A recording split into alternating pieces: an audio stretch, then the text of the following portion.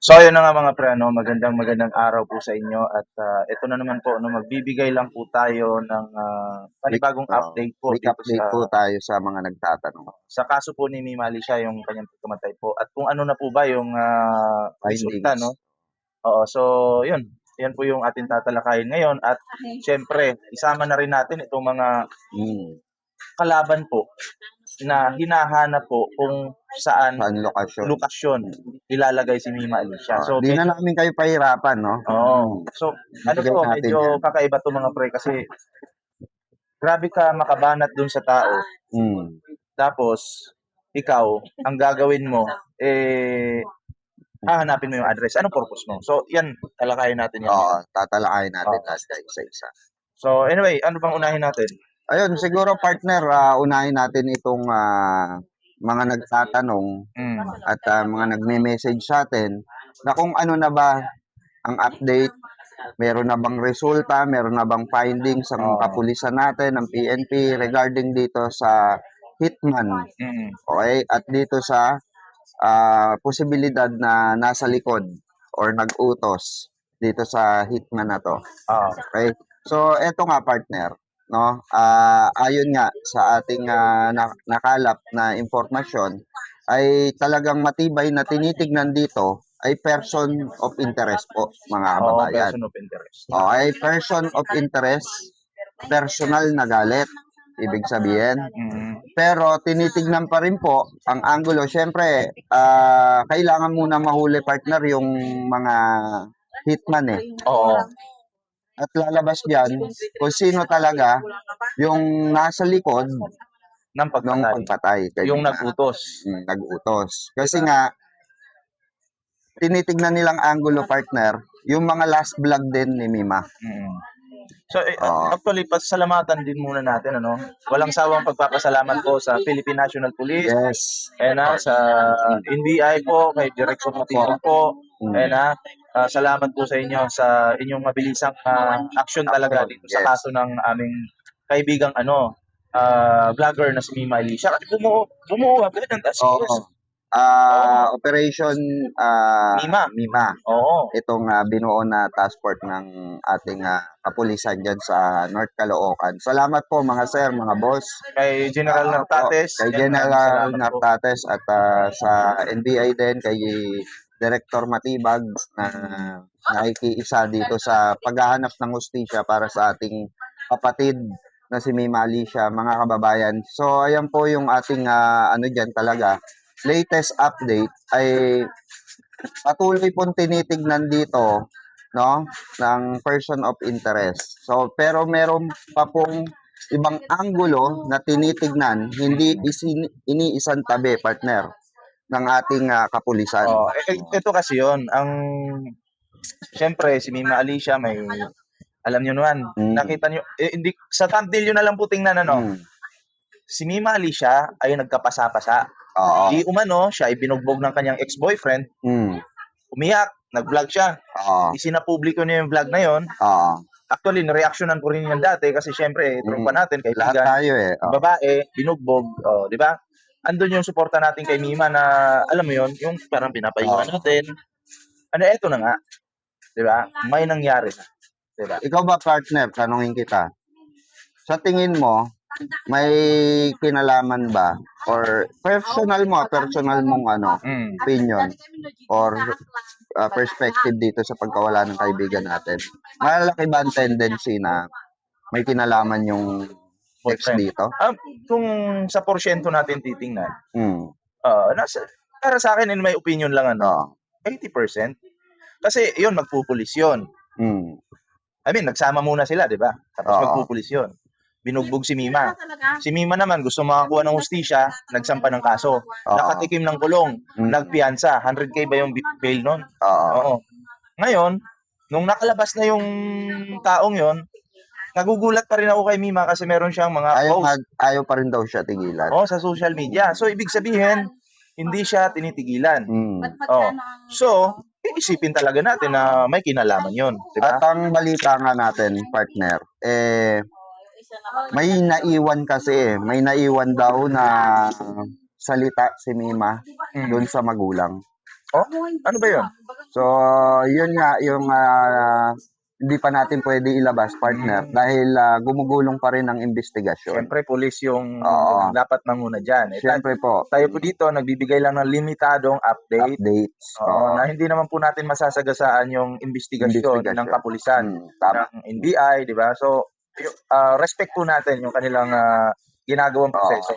Tayo dito, bibigay lang muna tayo ng konting update, di ba? Oo. Kasi nga, partner, para na rin sa kaalaman ng ating mga viewers, especially mga supporter ni Mima, na nakaabang talaga dito sa update na to at nakaabang sa resulta.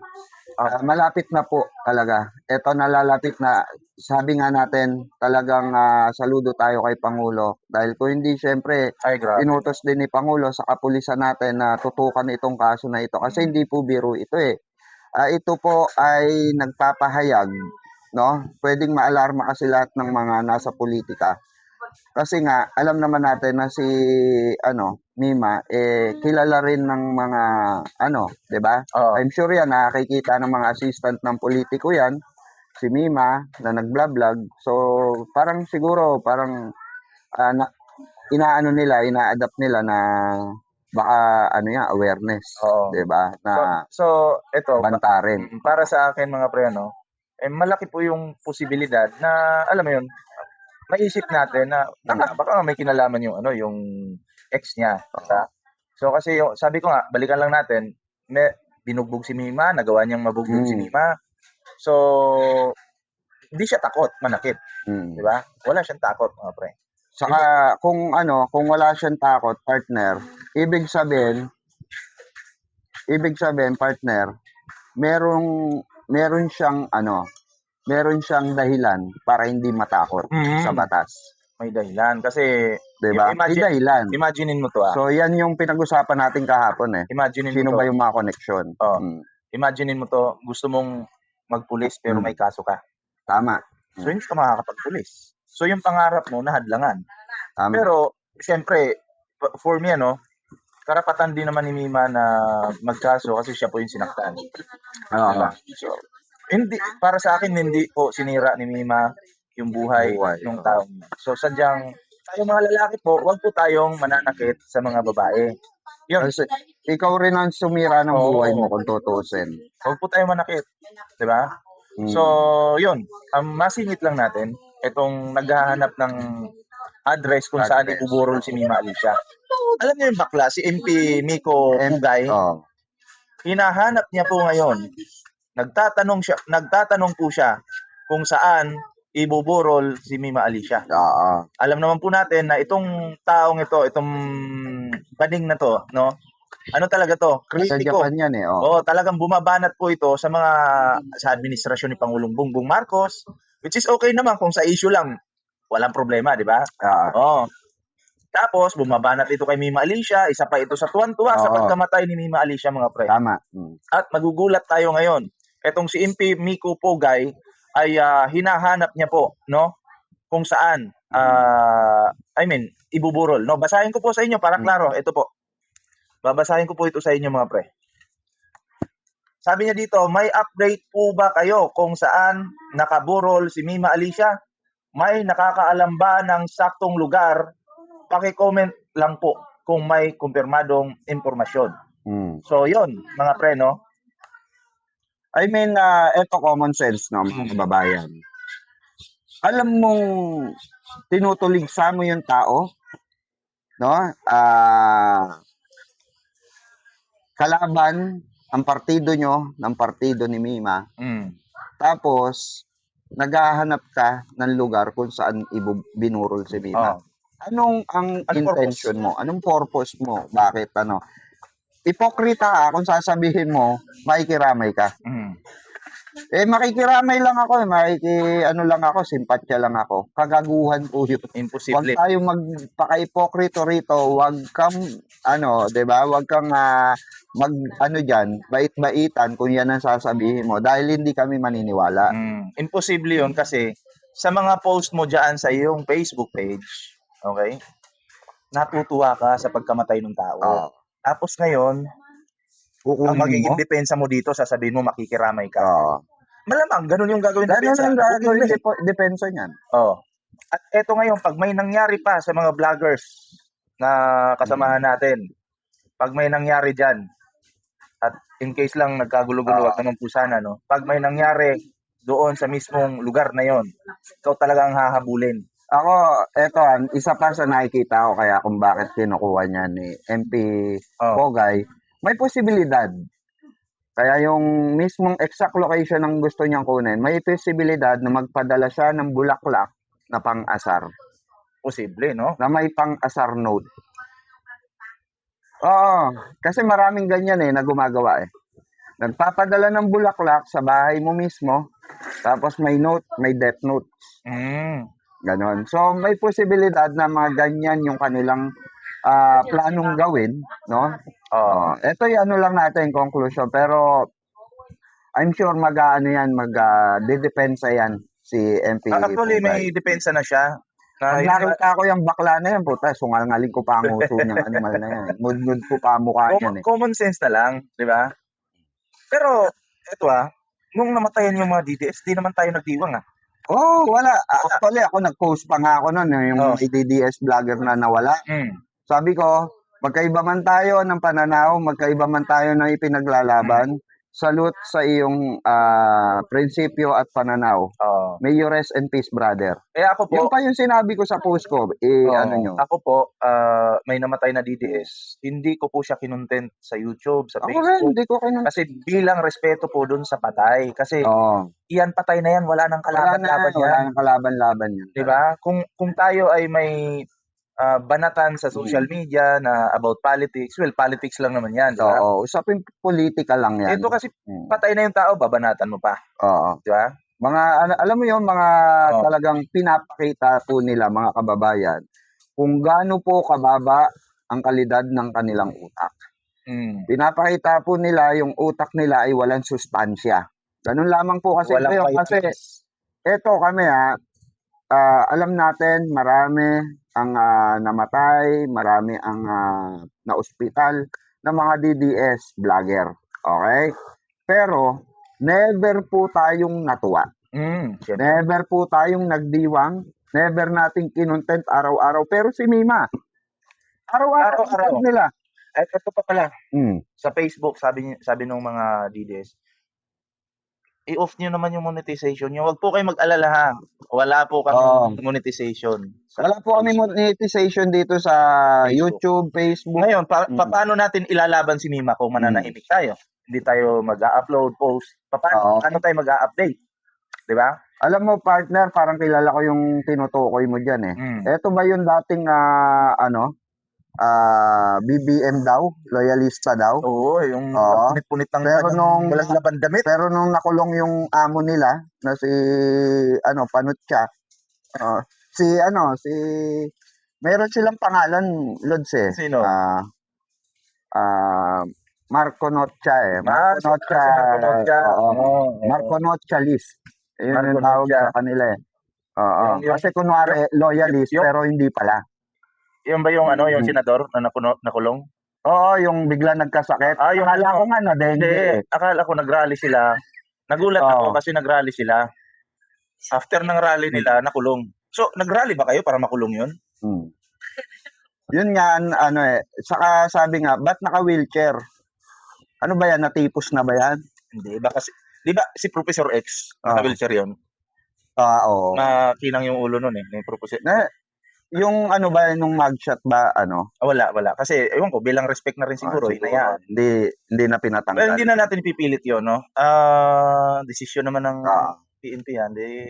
Importante lang sana mapanagot yung mga magnanakaw. Yun lang naman po sa atin. Saka itong mga naghahanap ng wag na kayo mahirap para hindi na kayo mahirapan. Kami na mag-update sa inyo. 'Di ba, Lods? Partner. Hindi na kayo mahirapan. Kayong mga naghahanap sa lamay kung saan ibuburol, ilalagak si Mima Alicia. Ito po ang tentative pa ito pwede pang mabago, pwedeng hindi. Sa po? Davao. Davao. Sa bahay po nila Baste. Hindi. Fake news ka naman. Hindi po. Sa ano po, Quezon City, Santuario po. Sa Quezon City. Tentative pa yan pwede po mabago, pwedeng hindi. Gaya po ng sinasabi namin, mga kababayan, may naatasan po dyan. Si Biyahe ni Koy po at sila Boss Mike po ang nag-aasikaso niyan, no? Sa paglagak ng mga labi ni Mima Alicia. Si Pikwa po ngayon, papansin nyo, nasa probinsya po. Oo. Ako po, Nasa ano po kami ngayon, nasa Nueva Vizcaya tayo eh. Basta along Nueva Vizcaya, actually papunta kami Tawi-Tawi. Inaantay namin lumindol at humiwalay yung Tawi-Tawi, pumunta na Africa. Di ba? Yung tipong naniniwala na sila mo. yung tipong partner. Yung tipong pupunta tayong Tawi-Tawi. Siyempre nakaiwalay yung Tawi-Tawi, di ba? Maliit na isla. Pag lumindol, may tendency umiwalay yan eh. Oo. Baka madala tayo sa Africa, safe tayo partner. Anyway, eto na. Pag-usapan natin. Sundot na natin to sa last topic natin. Itong mga nagbabanta. Yes. Susunod ka na, malapit ka na rin. Kasi, malapit. May surprise tayo. May surprise kami sa inyong lahat. Lahat ng mga nakalap namin yan. ng mga pagbabanta. No? Random naman yun. Siguro, sabi nila, marami naman kami. O di, tsamba-tsamba na lang. Siguro, maganda nga, ito partner eh. Ito minsan gagawin ko sa content ko to. Ilalagay ko sa ruleta yung mga pangalan. Tapos yung mga komento nila. Maganda yun. Naka-print, no? Tapos papaikutan natin kung sino yung ikukulong. Di ba? Kung kanino tumapat na pangalan at komento, yun ang uunahin natin ipakulong. Di ba? Yun yung uunahin natin ipadampot. Sa totoo lang, kung kami lang, paglalaruan lang natin. Kaso, pag pulis na yung gumalaw, sa mga pagbabanta ninyo, iba kasi pag pulis na eh. Kami, kaya pa namin, hayaan lang yan. Baka mamaya, pagdating sa pulis, para kayong tatay nyong kartong, gumagano na rin. Ako po, si Pogay. Pogay ng ina mo. Patadamay si Pogay. Tatampaling ko pa nga mo talaga. Pag ganun ka. Grabe. Alam nyo, huwag niyong sabihin karma din yung nangyari kay Nima sa aming kaibigan. Pero kasi... Paano magiging karma yun? Sinadya nga. Ang karma po ay hindi sinasadya. For example, disgrasya, yung pinagtawanan mo yung nadapa. Tapos, nadapa ka rin maya-maya. Yun yung karma. Pero yung tinulak ka at nadapa ka, hindi yun. Intention yun. Intention yun. So, walang karma dun. Okay? Yung kung sino man talaga yung nasa likod niya, malalaman din natin. So far, kailangan lang sundan lang po identified kung sino yung hitman. Sundan lang po natin yung investigasyon na ginagawa ng ating PNP.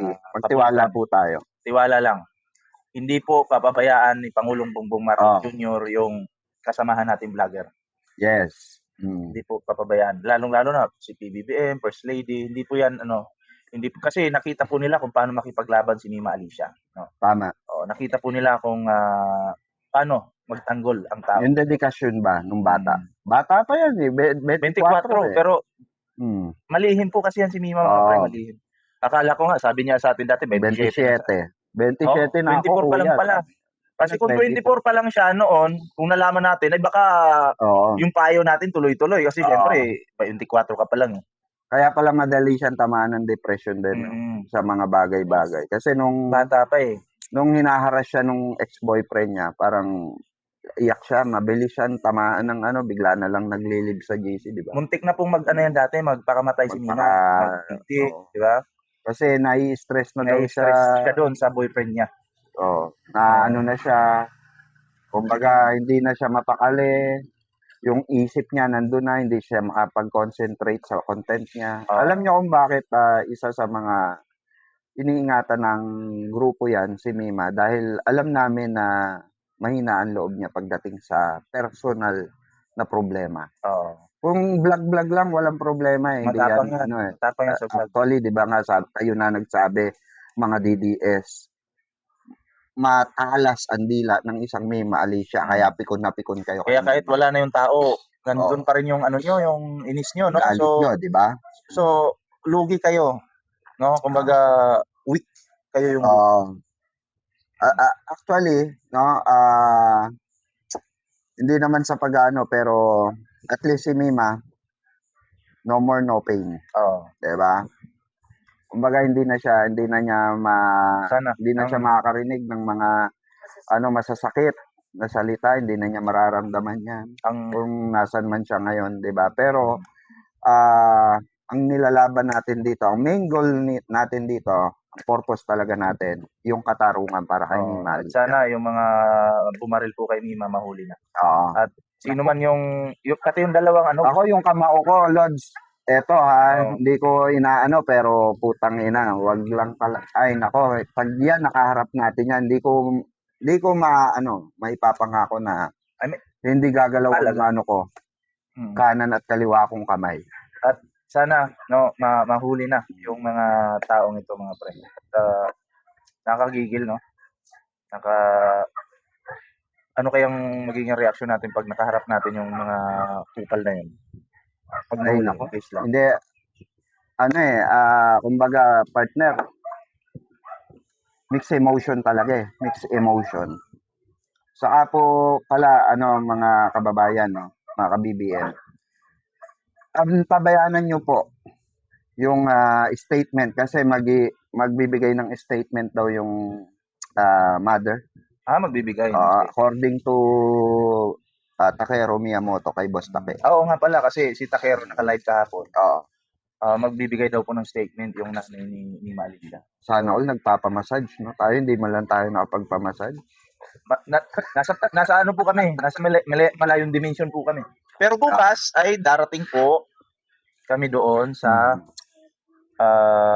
kumbaga magkikita-kita po kami. Magmi-meeting po kami. At yun nga, no, magbibigay ng final statement ang nanay ni Mima doon. Maririnig po natin lahat dahil I think ila-live yung channel ni Mima. Mas maganda. As far as I know, plano nila Boss Mike, sinabihan din nila Biyahe ni Koy, itong nanay ni Mima, na i-live yung channel ni Mima dahil marami pong followers nag-aabang. Doon sa channel ni Mima. Yun na yung sana magamit pa rin. Sana ipagpatuloy pa rin. Sana magamit pa yung channel. Kasi dugo, awis, kaluluwa ang pinuhunan ni Mima dyan. Tinaya niya buhay niya para sa channel na yan. Kaya sana wag talaga masayang. May pagpatuloy at magamit sa mabuting pamamaraan. Well, si Boss Mike kaya niyang i-handle yan. Kaya sana doon po pala sa mga nag-message sa atin, nagko-comment kung saan makakapagbigay ng abuloy, makakapagpadala ng bulaklak. Pwede po kayong magpadala ng bulaklak, ipadala po doon po sa Quezon City, Quezon Ave, sa Santuario po. Okay, Santuario. Ngayon naman po yung sa gusto magbigay ng abuloy, pwede po kayong i-direct nila Biyahe ni Koy, nila Boss Mike, message nyo lamang po sila. Pwede po kayo i-direct dito po sa pamilya ni Mima, sa nanay ni Mima mismo. Okay, hindi po kahit kanino. Okay? Kasi updated naman kayo sa amin lahat, 'di ba? So, mag-message lang po kayo kay Biyahe ni Koy at kay Boss Mike Cervera. Para po 'di ba? May rekta kayo dun sa magulang. At kung gusto nyo pong pumunta, open po siya or for public. Pero asahan nyo po, sabi nga po ng ating mga kasamahan na si Koy at si Boss Mike, medyo may kahigpitan lamang po. Okay? Protocol po yan. Dahil alam nyo naman po na may ongoing na kaso, okay? At hindi pa alam kung sino talaga ang mastermind sa pagtumba kay Mima. At may tendency mga bigating mga vlogger din yung ibang pupunta ron, may mga media personality. So talagang iba yung mahigpit po ang seguridad na gagawin po doon ng ating kapulisan.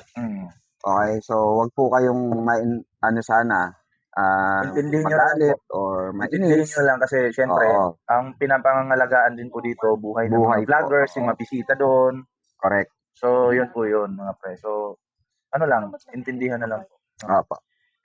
So, ano pa po yan, tentative pa bukas yan. Kasi bukas po plano. And then, 3 days po yan na ilalagak dyan. Bago po ilipad si Mima sa Leyte po. Okay. Sa Capiz, no? Ay, Capiz ba? Capiz. Samar pa. Samar Leyte. Sinasabi niya. Ba't Capiz? Napunta na yung Capiz sa Leyte. Kunyari. Yun tayo. Alawak na imahinasyon mo. Yung Capiz nasa Leyte. At eto, kahit si Mima ay wala na po ang laban tuloy. Tuloy po tayo. Yes, tuloy ang laban. Hindi po tayo titigil. Hindi tayo titigil, pero alam mo yon, ipupush pa natin lalo. Yeah? Kasi basta ako naniniwala ako, merong malaking tao sa likod nito. Meron. So, hindi na natin uulitin. Ano yun, nandun na yun sa last vlog namin. Nandun na. Kayo nang bahala. Kayo nang bahala, umusga. Kayo nang bahala, magbigay ng konklusyon. Basta, person of interest talaga yan. Okay? Na may matinding galit at may posibilidad na malaking tao sa likod. Galit ng tao na yon. Okay? So, paano, partner? So, ayan, tayo magpapaalam po. Abangan nyo yung mga live natin mamaya, no? Yes. Po tayo. At, kita-kita po tayo sa susunod nating video, no? At may mga kakaibang topic po tayo mamaya, no? Yes. At abangan nyo po yung iba pang update mamaya ng ating mga kaibigan. Si Boss Mike at si Biyahe ni Koy. Ayan. So, hanggang dito na lang po muna, mga kababayan, mga ka-BBM, Luzon, Visayas, Mindanao, Estados Unidos, hanggang Europa. Maraming salamat po sa pagmamahal sa amin, especially sa aming kapatid na si Mima Alicia. So, ayan, share po natin ang video ito, mga pre. Maraming salamat. Magkita-kita tayo sa next video. Ingat. Bye-bye po.